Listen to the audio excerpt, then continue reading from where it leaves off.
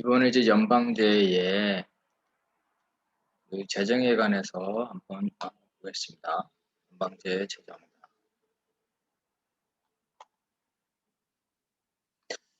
연방제의 재정 구조를 본데요.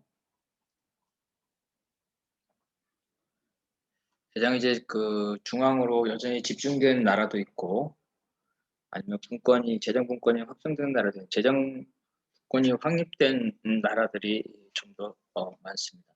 그래서 조세를 어떻게 거냐에 따라 달라지는데요. 연방 국가와 지역 국가가 각자 독자적으로 걷는 부분, 일괄하여 걷되 서로 이제 배분하는 부분입니다.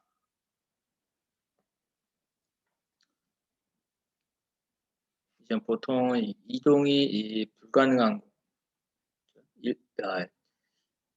이동이 불가능한 부분에 대해서는 토지 같죠, 토지. 부동산에 대한 과세권을 갖는다. 반면 연방 국가는 이제 법인세, 소득세, 부가세 등 이동이 가능한 세원에 대한 과세권을 갖는다. 그 일부를 지역 국가와 공유하고 있다. 이동이 이제 가능한 세원의 경우에는 지역 국가가 주민들을 유치하기 위해서 조세 인하 경쟁을 할 수가 있는데, 이럴 경우에 이제 연방 국가가 일정 부분 과세에 개입할 수가 있다. 그래서 전체 조세 수입에서 연방 국가와 지역 국가가 어느 정도 비율을 차지하느냐에 따라서는 그 징세권의 중앙 집중화 수준에 따라 다르다. 캐나다와 스위스의 경우에는 연방 국가가 전체 국가 수입에 있어서 45% 정도를 차지한다는 거죠. 그런데 이제 그 오스트리아, 독일, 미국 등 이런 나라에서는 연방 국가가 전체 수입의 3분의 2 내지 4분의 3, 상당수 많이 차지하고 있다. 심지어 아르헨티나, 멕시코 이런 나라에서는 그 연방 국가의 수입이 80% 이상이 됩니다. 베네수엘라는 매주 극단적인데 연방 국가임에도 불구하고 그 중앙의 수입이 97%다. 그래서 독일과 호주의 경우에는 이제 그 지역 국가가 독자적인 과세 권한을 갖는 게 매우 예외적이다. 그래서 연방 국가가 통상 보면 이제 관세, 재정 전매에 관한 입법이, 그 재정 전매는 담배, 인삼처럼 국가가 독점적으로 생산 판매하는 겁니다. 이런 것들을 가지고 있다. 그다음에 도로 화물세, 유통세, 소득세, 법인세, 폭넓은 그 과세권을 연방적으로 가지고 있다. 독일의 경우에는.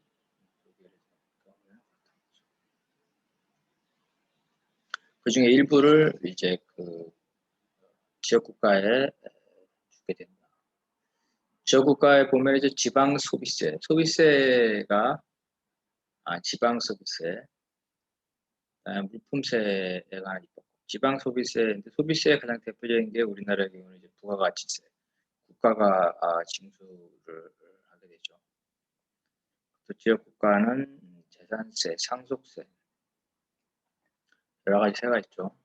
맥주세, 도박장세 이런 세가 있네요. 통행세, 소득세, 법인세 이런 것들이 이제 연방 국가가 이제 걷는데, 이거를 지역 국가와 나눈다. 그래서 이제 연방제에서는 이제 지역 국가가 새로운 조세를 추가할 수 있지만, 연방 법률이 정한 연방세와 중복돼서는 안 된다. 동정이 돼서는 안 된다. 호주의 경우는 이제 연방은 개인과 법인의 소득세를 걷고, 소득세, 이동이 가능한 소득세는 연방이고, 부동산세, 차량세는 지역 국가다. 세수의 비중이 연방 정부가 전체 80%다. 연방제라 하더라도 통상 보면은 연방 국가의 재정이 훨씬 많다. 스위스나 미국의 이제 지역 국가도 조세 징수권을 가지고 있다. 특히 스위스는 지역 국가의 조세 징수권이 많이 보장되어 있습니다. 헌법에 따라서 과세권이 일반적으로 캔톤에 속한다. 지역 국가에 속한다. 그리고 연방은 헌법에 명시된 부분에서만 과세권을 갖는다. 그래서 스위스는 지역 국가의 과세권이라 지역 국가의 예산이 다른 연방 국가보다 훨씬 많다. 그래서 이제 소득세와 법인세를 연방 국가와 이 지역 국가가 같이 거둘 수 있는데 이 연방 국가가 부과할 수 있는 소득세, 법인세 비율을 제한하고 있다. 그러니까 소득세, 법인세를 따로따로 거둘 수 있다는 거죠. 비율이. 스위스 전체 수입에서 연방의 수입은 47%, 캔톤 지역 국가는 31%, 코뮌 지방자치는 22%다. 세수 구조를 보면 연방이 이제 소비세죠. 부가가치세가 가장 많다. 그 다음에 이제 소득세 이런 것들이 있다. 캔톤은 개인 소득세, 이렇게 소득세는 나눠간다는 겁니다. 연방도 가져가고 지역국가도 가져가고. 부유세가 이제 캔토니한테 부유세가 있다는 거죠. 자, 꼬민도 역시 소득세를 그래서 이제 연방국가, 지역국가, 지방자치단체 나눠 갖는다. 개인 부유세도 나눠 갖는다. 부동산세.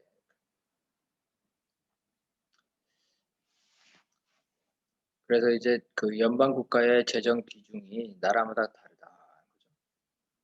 스위스 등 경우에는 이제 연방국가의 재정 비율이 낮다. 그래서 연방은 32%네요. 꼬민이 캔톤이 39%, 꼬민이 27%. 좀 낮은 편이고 나머지는 연방정부의 지출 비중이 높다. 아까 보면 가장 극단적으로 높은 데가 베네수엘라다.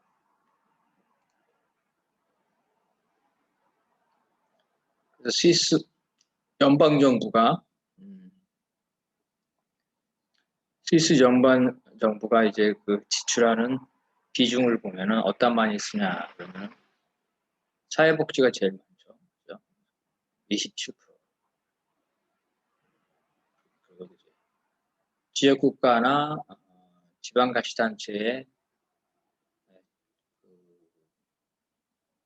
연방 부채 이자 지급이 오히려 이런 데는 연방이 지역국가나 지방자치단체로부터 돈을 빌려옵니다. 우리랑 반대죠.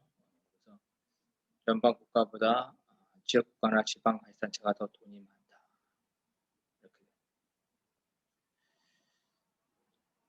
캔톤은 교육이 제일 많아요. 24%의 지출을 하고 있다. 꼬민도 역시 교육이 제일 많다. 특징은 사회복지를 주로 연방에서 많이 담당하고 있고 지역국가나 꼬민은 교육에 많이 가지고 있다. 국방이 얼마 안 된다. 그래서 국방이 얼마 안 되기 때문에 사회복지나 교육에 많이 지출하고 있다는 겁니다. 영역별로 보게 되면 우리를 보면 경찰이죠. 경찰청이 있어 중앙에서 그 관장하는데 스위스는 연방의 7%밖에 안 된다. 경찰 예산이. 경찰 기능을 주로 캔톤에서 67%. 경찰 기능을 주로 캔톤에서 갖고 연방은 경찰 기능이 별로 없다. 교육도 보면은 캔톤, 그죠? 캔톤이 54%나 차지한다. 연방 12%. 그래서 주요한 것들이 이렇게 그 연방 국가가 아니라 지역 국가와 지방자치 중심으로 예산이 편성되어 있다. 사회복지는 주로 연방이 많이 한다 그랬죠. 사회복지 분야를 보니까 연방이 44%로 가장 많다. 연방이 담당하는 사회복지에 연금 등이 있다. 연금. 그리고 캔톤이나 꼬미는 그 요양기관 운영, 질병보험을 담당한다. 그래서 이와 같이 보면은 그 연방제에서는 그 지역국가와 지방자치단체도 세금을 거둘 수 있다. 그리고 그죠? 국가정부만큼 예산 권한이 많다는 거죠. 그러니까 중앙정부에 의존하지 않는다. 반면에 그 한국의 재정 구조를 한번 보겠다. 한국의 재정 구조를 보게 되면은 주로 이제 그 수입은 지방세, 또 지방세가 좀 일부 있죠. 취득세 같은 거, 아파트를 사고 팔는 취득세 이런 것들이 좀 있는데 많지는 않지만 우리는 이제 지방교부금과 국고보조금, 지원금이죠, 지원금. 이런 지원금을 많이 받고 있다. 지방교부세라는 게 뭐냐? 지방교부세는 지방자치단체 간 재정력의 격차를 해소하고 지방재정의 균형화를 위해서 국세 중의 일정액을 법제하여 지방자치단체의 재정을 반영해서 배정하는 거다.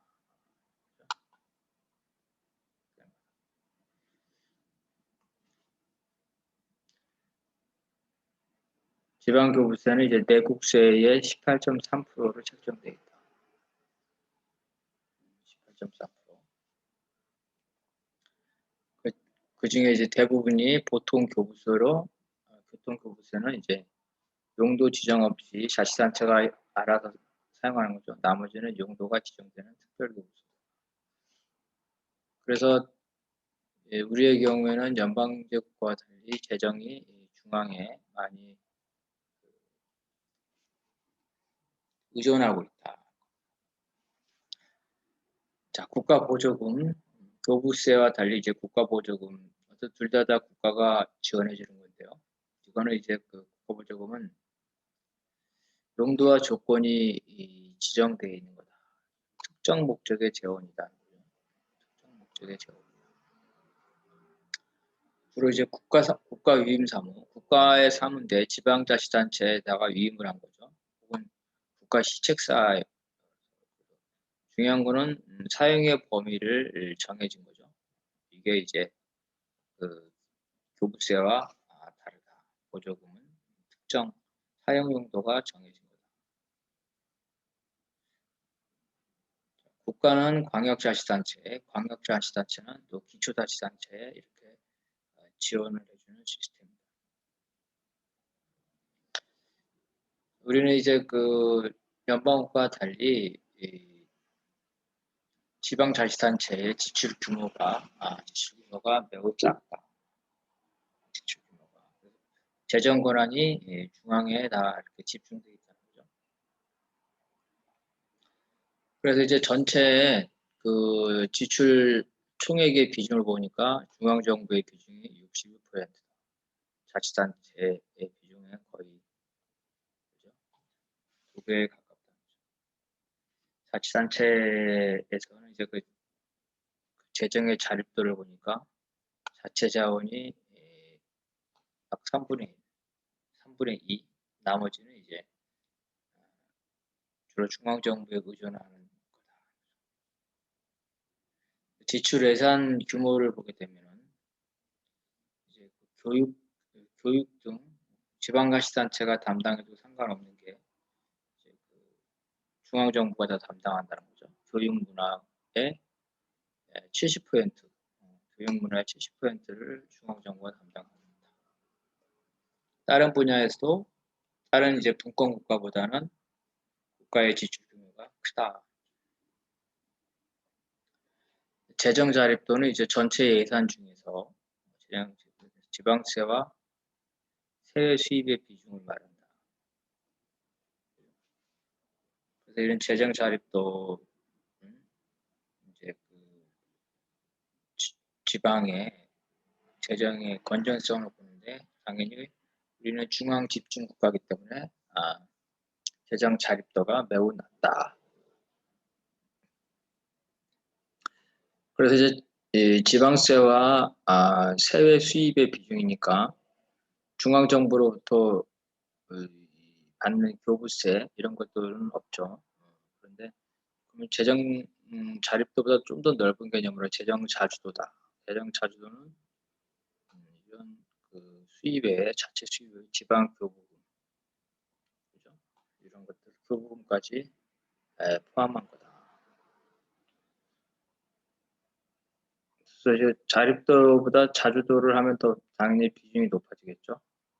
그래서 어떤 비중이 높은 이 자주도를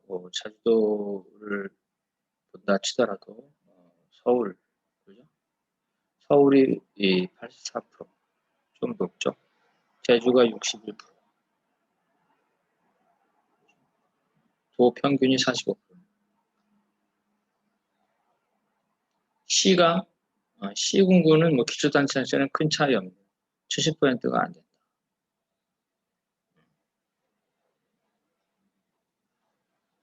그래서 서울은 높고 나머지는 이제 70%. 도는 45%. 도 수준이야. 도에서도 전라남도나 경상남도와 같이 빈부 차이가 큰 데가 있겠죠. 전라남도가 10%랍니다. 10% 재정 자립도가. 전라남도. 엄청 가난한 거죠. 10%다. 가장 심할 거죠. 기초단체는 서초구가 90%, 경북 봉화군이 7.4%. 재정 자립도가 빈부격차가 너무 심하다. 재정 자립도가 50% 미만인 자치단체는 전체의 약 87%에 해당된다. 그럼 왜 재정 자립도가 낮냐? 세수의 가장 큰 비중을 차지하는 소득세, 법인세, 부가가치세 이런 것들이 금액이 많은데 이런 것들을 다 국세로 책정했기 때문에 그렇다.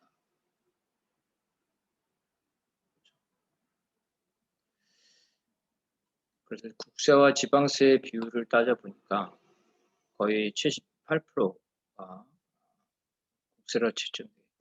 가까운 일본에 비해서도 국세의 비중이 너무 높다. 쉽게 말하면 국가가 세금의 권한, 재정 권한을 독점하고 있다. 그래서 재정 분권의 방안, 개혁 방안을 봐야 되는데 당연히 재정 자주권을 확대시켜야 되는 거죠. 그래서 연방국가와 독립적으로 지역국가나 지방자치제가 재정에 관한 권한을 가져야 된다. 기본 원칙은 지역국가가 스스로 결정한 업무를 수행하는 데 드는 비용은 지역국가가 자기 책임하에 할 수 있도록 재정 자원을 분담해야 된다.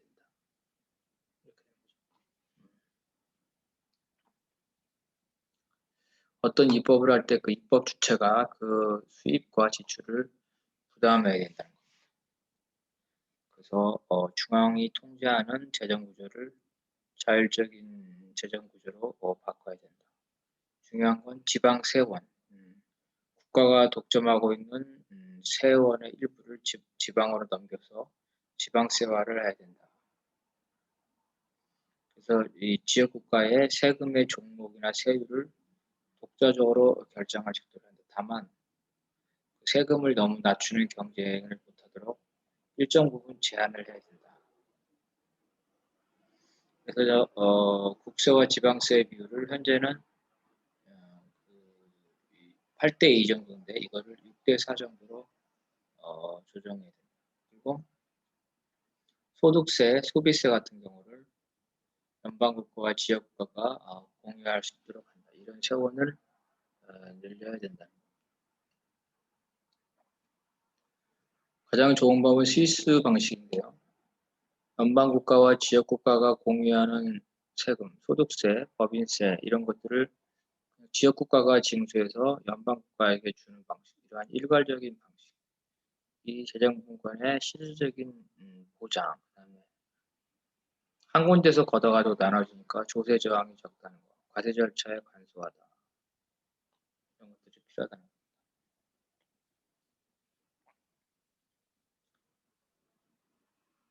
그래서 재정 구조, 세금 구조는 가능하면 주민들이 그 과정을 알 수 있도록 단순화하는 게 좋다. 단순하다. 그래서 지방자치단체는 지역국가가 걷어서 나눠주는 경우, 따로따로 걷는 것보다 한쪽이 걷어서 나눠주는. 지금은 우리는 국가가 걷어서 나눠주는데 그게 아니라 지역국가나 지방자치가 걷어서 나눠줍니다. 또 이제 조세민주주의가 중요하다. 조세 저항이 적어야 되죠. 그래서 스위스는 주민들이 직접 민주제를 통해서 캔톤과 코민의 이런 예산, 재정, 주요 부분을 심지어 투자 영역까지 결정한다. 원래 스위스는 연방세가 없었다는 거죠. 관세 수입만 있었다가 연방세는 나중에 추가됐다. 왜냐하면 스위스는 국가연합으로 또 발전했기 때문에. 그래서 중앙정부의 권한이 적다.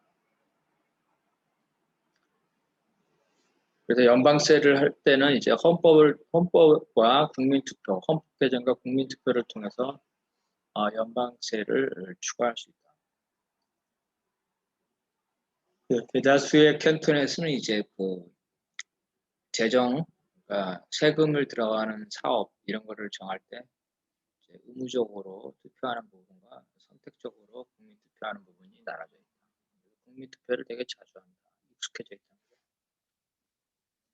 지방 분권이 제대로 추진되려면 당연히 재정도 분권이 돼야 된다. 그래서 연방 국가가 지역 국가로 권한을 이양할 때는 그 권한에 해당되는 만큼의 재정 예산도 같이 이양해야 된다. 세원을 이양해야 된다. 세금을 부과할 수 있는 기초 이런 것들 권한을 이양해야 된다는 거죠. 그래서 이제 우리의 경우는 지방세를 되게 협소하게 보고 있다. 과세 권한도 제한하고 있다. 우리는 기본적으로 조세는 지방자치단체가 부과할 수 없고 국가가 부과한다. 즉 의회의 국회의 법률로서만 조세를 통제할 수 있다. 이게 조세법률주의라. 그걸 고쳐서 개헌을 통해서 법률에 반하지 않는 한, 국가와 충돌하지 않는 한 지방자치단체도 자치의 법령을 통해서 세금 조세를 할 수 있는 권한을 줘야 됩니다. 다만 이제 그 법률이 지방세가 가능한 영역이라든지 세율의 폭을 정한다. 이유는 이제 세금을 낮추는 경쟁이 무리하게 진행됐기 때문에 이거를 막기 위해서다. 그래서 지방세를 확대를 해야 된다는 거죠. 지방세를 확대해야 된다. 그래서 이제 지방세 세목을 추가하고 그다음에 조세 경쟁을 유도를 하고 지나친 조세 경쟁은 중앙정부가 통제하는 이런 방식이 좋다. 세금의 종류를 한번 보겠습니다. 현재 우리의 경우 국가가 징수하는 건 이제 직접세, 개인에게 직접 징수하는 거죠. 개인에게는 소득세, 법인에게는 법인세. 법인세는 법인이 돈을 번 거, 법인의 소득세라고 생각하면 됩니다. 간접세는 개인에게 직접 하는 게 아니라 재화나 용역에 이제 개인이 세금이라고 인식할 수가 없죠. 가격에 포함되어 있다. 소비세, 부가가치세는 보통 가격의 10%다. 거래할 때마다 내는 거, 그러니까 직접 세무서에 내는 게 아니라 거래할 때마다 일정 부분 세금이 포함되어 있는 것들. 저것도 있겠네요. 그죠? 기름, 휘발유를 살 때마다 세금이 들어간다. 담배를 살 때마다 세금이 들어간다. 그 다음에 목적세는 특정 목적을 위해서만 세금을 걷는 거죠. 자, 지방세를 보겠습니다. 도에서 걷는 거, 보통세, 취득세, 면회세 이런 것들이죠. 그 다음에 목적세는 특정 목적을 위해서 지방교육세, 공동시설을 운영한 시설세, 그 다음에 시군구는 주민세, 재산세가 대표적인 재산세, 담배세.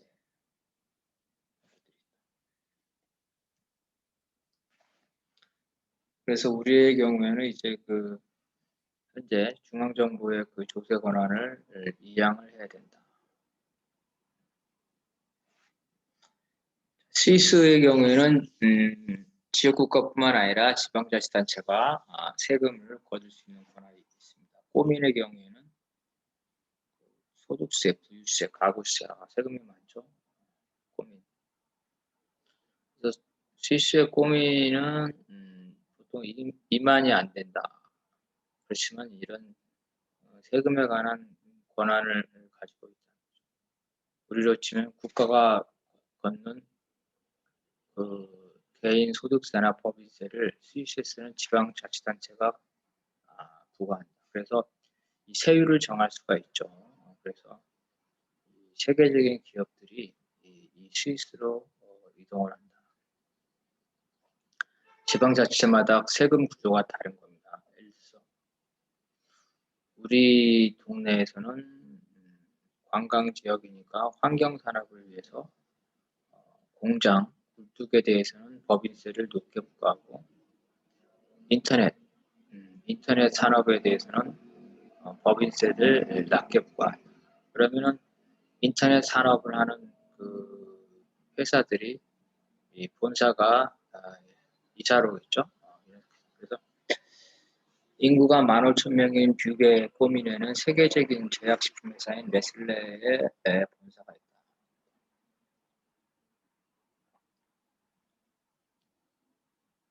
우리도 이제 이 세금의 중앙과 지역의 그 세금의 불공평을 일으키는 가장 중요한 세금들이 법인세, 소득세, 부가가치세라는 거죠. 그래서 이것들을 지방세로 일부 전환을 한다. 그래서 이들을 이제 지방세에서 너무 인하하지 못하거나 아니면 또 너무 많은 세금을 걷지 못하도록 일정 비율로 법률로서 제한하고 그 사이에서 그 지방자치단체가 자율권을 갖도록 한다는 거죠. 지금 현재 국세의 국세의 비율을 한번 보면 개인에 대한 소득세가 21%, 20%. 비슷비슷하네요. 법인세나 소득세 비율이. 상속신경세는 얼마 안 되고 부가가치세가 되겠네요. 부가가치세가 28%. 제일 높은 게 부가가치세네요. 그죠? 그 다음에는 법인세, 소득세 이렇게 됩니다.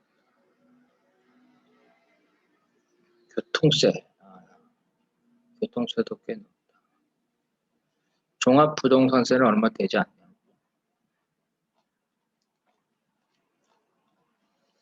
관광지나 유흥도시에는 이제 이러한 부분, 유흥세, 관광세를 지역의 현황에 따라 받을 수가 있다.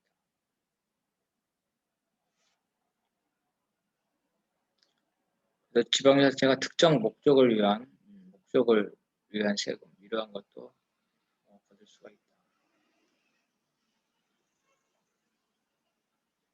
근데 한편으로 이제 지역한테 세금을 가질 수 있는 권한도 주는 것도 중요하지만 균형적으로 경제가 발전해야 된다. 그죠?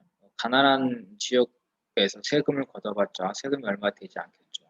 그래서 지방세 기반, 즉 지역 경제의 격차를 그대로 둔다면 지방세를 도입해도 담세 능력의 차이로 인해 지방재정의 불균형은 그다지 해소되지 않는다. 아까 보니까 전라남도가 재정 잘수가 10%밖에 안 달했죠. 그만큼 산업이 없다. 산업이 없는데 세수 권한을 줘봤자 소용이 없다는 거죠.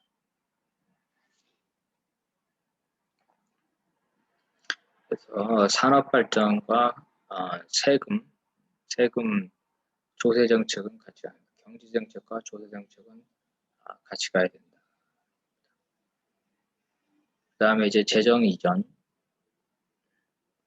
재정 이전은 아까 했죠, 그죠? 재정 이전.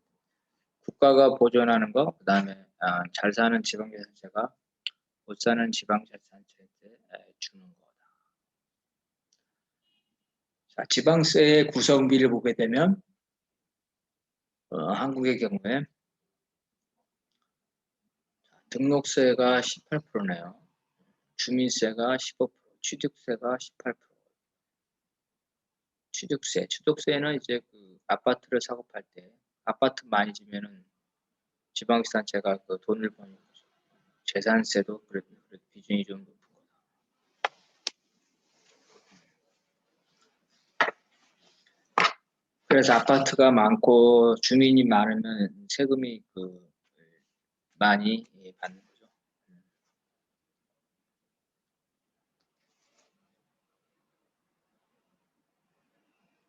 그래서 이제 그 전체 지방세 중에 총액, 그러니까 어느 지역에 지방세가 많이 밀집되어 있나 보니까 경기도, 서울이다. 제주는 이제 인구가 얼마 없으니까 적겠죠. 수도권 집중 경향이 강하다. 근데 세금의 종류에 따라서 레저세와 지역개발세 이런 것들은 경기도와 경북에 집중돼요.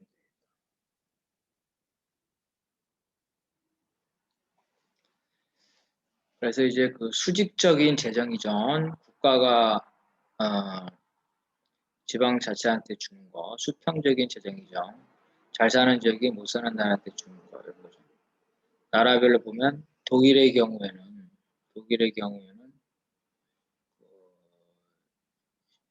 좀 낮다. 15%에서 20%다. 국가가 주는 건. 그런데 잘 사는 지역이 못 사는 지역한테 주는 거는 많네요. 44%다. 반대로 오스트리아하고 말레이시아는 반대다.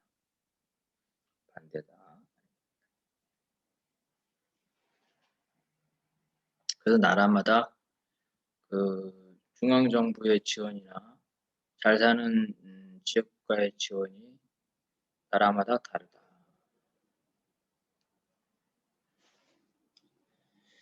그래서 이제 연방국가가 지역국가에 주는 교부금에는 조건이 있는 경우와 조건이 없는 경우도 있다.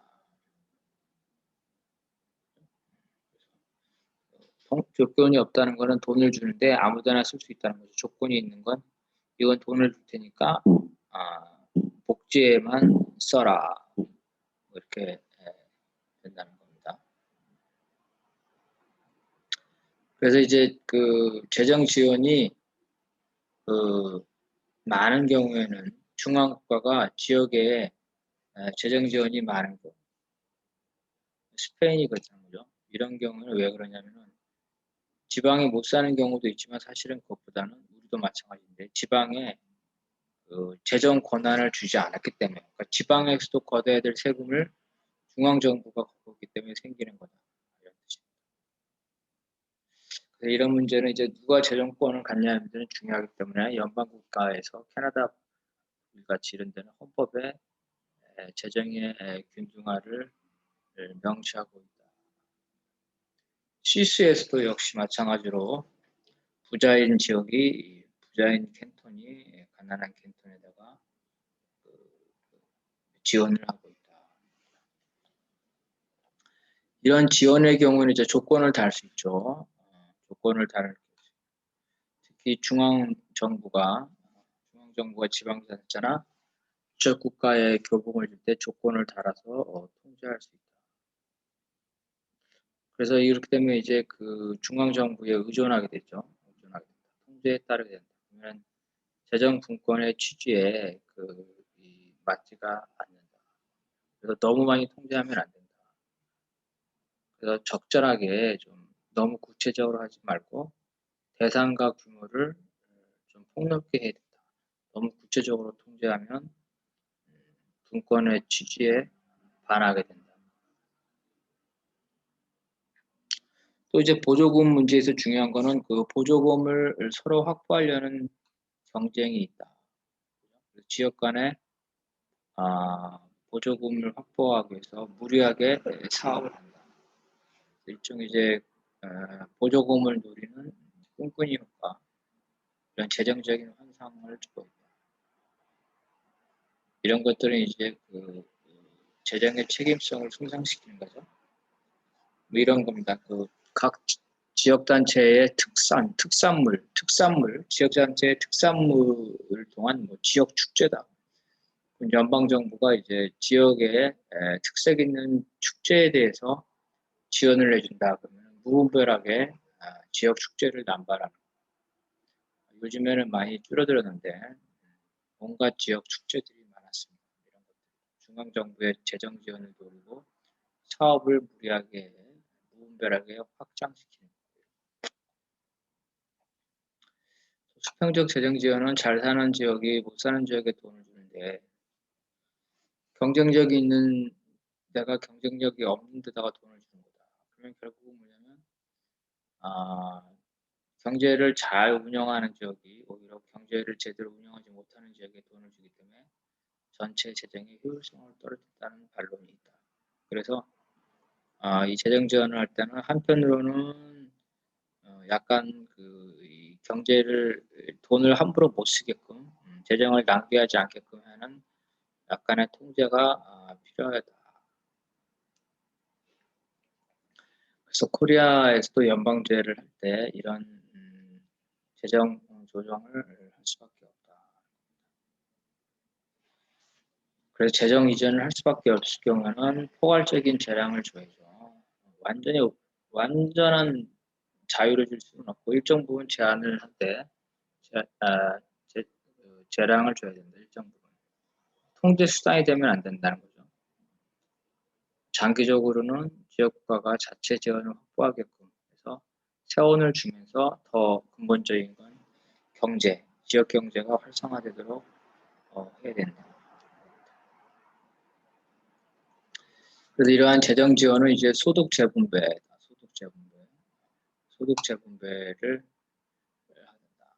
잘 사는 지역에서 못 사는 지역으로 돈을 주기 때문에 재정이 건전한 주의 잉여 자금을 재정이 열악한 주로 지속적으로 지원한다면 이거는 다 그 재정 지원을 받고 싶어가지고 예산을 함부로 낭비하게 되는데 이런 거를 막을 수 있는 조치가 필요하다. 이게 이제 바닥으로부터의 경쟁이라는 거죠. 조세 인하, 그다음에 보조금의 확산 이런 것들이 바닥으로부터의 경쟁을 초래할 수 있다. 지나친 세금 인하를 통제해야 된다. 그래서 근본적인 거는 재정 지원 제도를 활용하기보다는 스스로 경제가 발전해서 담세 능력을 확장하도록 하는 것이 근본적입니다. 지역 경제의 편차가 심하면 세금에 관한 불평등도 확대될 수밖에 없다. 이거는 이제 봅시다. 지방세의 지역별 세수 경향인데 서울 같은 데는 이제 지방세가 많고 전라남도 같은 데는 지방세가 적다.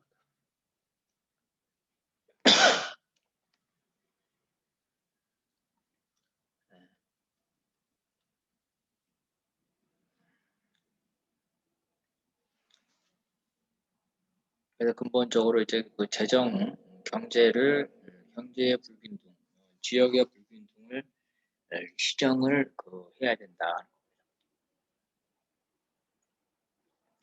또한 지원금을 함부로 쓰지 못하도록 재정의 투명성, 지출을 감시, 특히 주민의 감시가 중요하겠죠. 주민의 감시가 중요하다.